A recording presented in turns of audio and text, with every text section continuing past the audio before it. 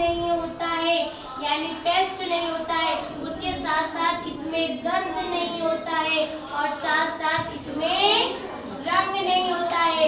आप जिसमें भी मिला दो वो उसी के रंग जैसा हो जाता है। और कभी भी अगर आप पानी पीते हो तो आपको अगर कुछ टेस्ट आता है तो वो टेस्ट पानी का नहीं होता, वह उस बर्तन का टेस्ट होता है। किसका टेस्ट होता है? बर्तन का, यानी जिस बर्तन से आप पानी पीते हो उसका। अब दूसरी चीज याद रखते हैं, पानी का रासायनिक सूत्र की बात करें, अगर हम पानी के केमिकल फॉर्मूले की बात करें, यानी रासायनिक सूत्र की बात करें तो ये है H2O। क्या है? H2O। H2O मतलब होता है, H मतलब होता है हाइड्रोजन। H मतलब क्या होता है? हाइड्रोजन।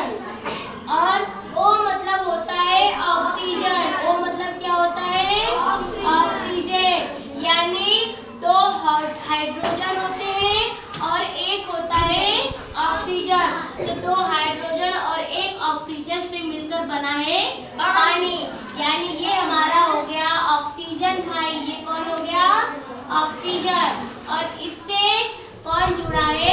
हाइड्रोजन। इससे कौन जुड़ा है? हाइड्रोजन। तो ये है स्ट्रक्चर। ये स्ट्रक्चर किसका है? H2O का। किसका स्ट्रक्चर है? H2O का। अब देखो, हम पानी की खूबियों की बात करते हैं तो पानी हमारे शरीर से वेस्टेज, हमारे शरीर से गंदगी को साफ करने का एक अच्छा इक्विपमेंट है, एक अच्छा साधन है। ये हमारे शरीर को डिटॉक्स करता है, हमारे शरीर से जितनी भी गंदगी चाहे उसको निकालता है, चाहे वो पसीने के फॉर्म में हो गई, चाहे वो आपके मतलब मूत्र के फॉर्म में हो गई, यूरिन के फॉर्म में हो गई। इतनी चीजें क्लियर हो गई। अब देखो दूसरी बात, तीसरी बात जो हमने अभी पढ़ी, ये गंदगी को साफ करने में मदद करता है। यानी कैसी गंदगी? हमारे शरीर की गंदगी, शरीर को साफ करने में क्या करता है? मदद करता है। अब देखते हैं हमको दिन में कितना पानी पीना चाहिए। तो हमको एक दिन में 8 से 10 ग्लास पानी पीना चाहिए। कितना पानी पीना चाहिए? 8 से 10 ग्लास पानी हमको पीना ही चाहिए। अब एक क्वेश्चन और बनता है कि एक जो प्रॉपर एक एडल्ट ह्यूमन है, एक वयस्क मानव है, उसका शरीर कितने प्रतिशत जल से बना होता है?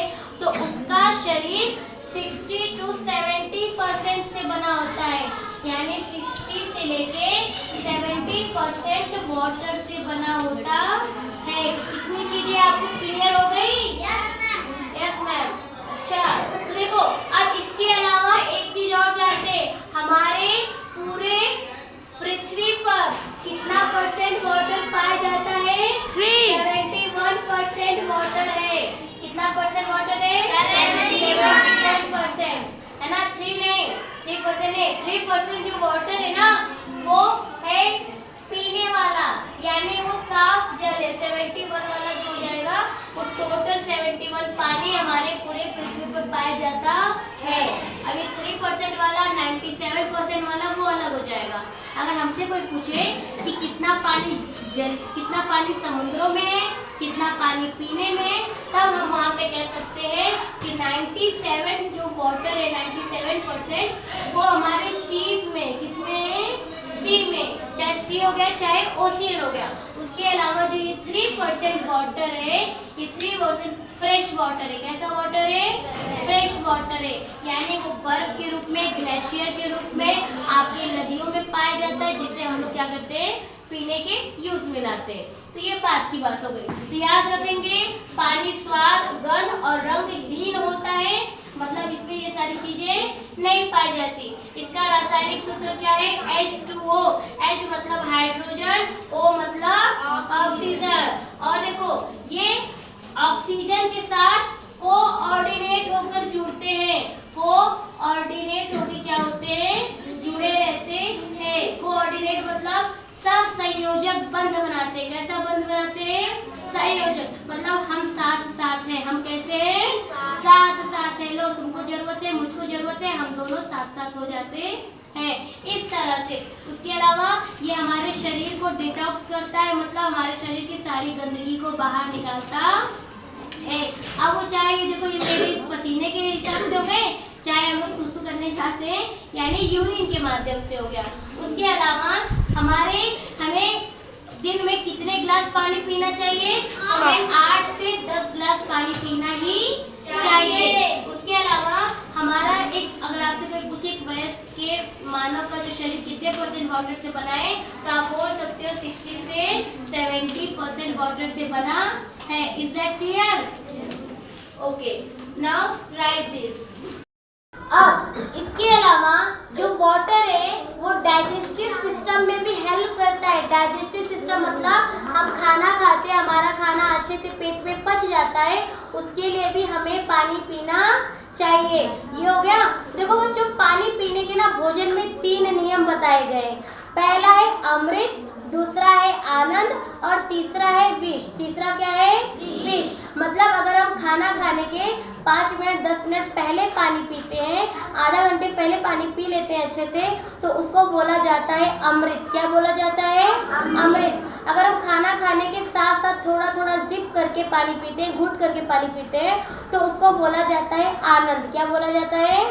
आनंद। लेकिन हम खाना खाने के तुरंत बाद अगर हम पानी पीते हैं तो उसको बोला जाता है विष के समान। क्यों?